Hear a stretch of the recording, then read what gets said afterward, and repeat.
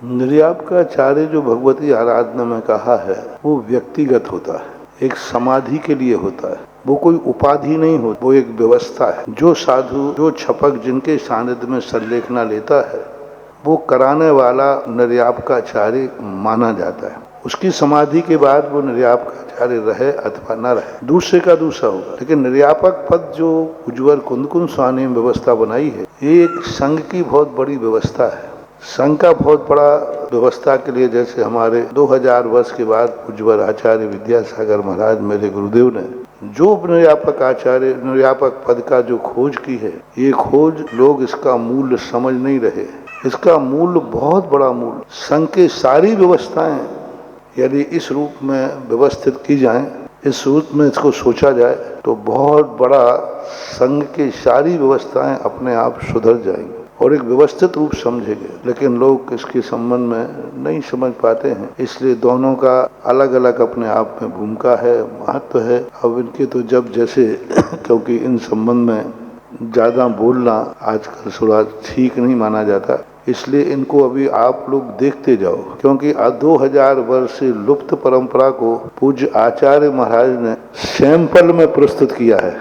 पूज्य आचार्य महाराज ने अब इनका जो परिणाम है, रिजल्ट है, जो आगे बढ़ने वाला है, उसके संबंध में सब लोग अपने आप समझ जाएंगे। कुछ चीजें क्या है कि जल्दी समझाने की अपेक्षा थोड़ा समय निकल जाने के बाद समझोगे तो उसकी महिमा और ज्यादा हो। कई चीजें जल्दी नहीं समझना चाहिए, कई चीजें हैं जो जल्दी नहीं समझना चाहिए। थोड़ा काल व्यतीत के बाद समझेंगे तो इतना अच्छा समझ में आएगा। बहुत एक सूत्र दिया है, कालेन पच्यते विद्या। विद्या को रख लो, रखते जाओ। अभी कुछ समझ में नहीं आ रहा है, जितनी पुरानी विद्या होती जाएगी उतनी तुम्हारे में समझ अपने आप आती जाएगी।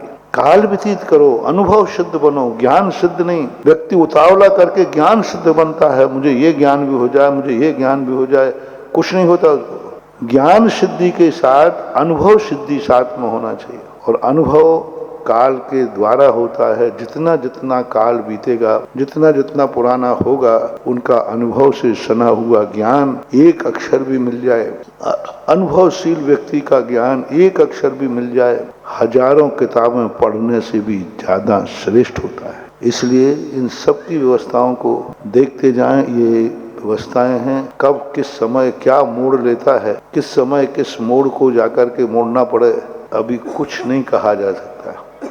ये सब अनियत परंपराएं हैं, बीच में आती हैं, टूट जाती हैं, फिर जुड़ जाती हैं। आगे देखते जाओ, अभी आप लोग भी देखो, हम भी देख रहे हैं, और कुछ बातें अपन सर्वज्ञ भगवान के ऊपर छोड़ते हैं। जो उनने देखा है वही इसकी व्यवस्था मानी जाएगी।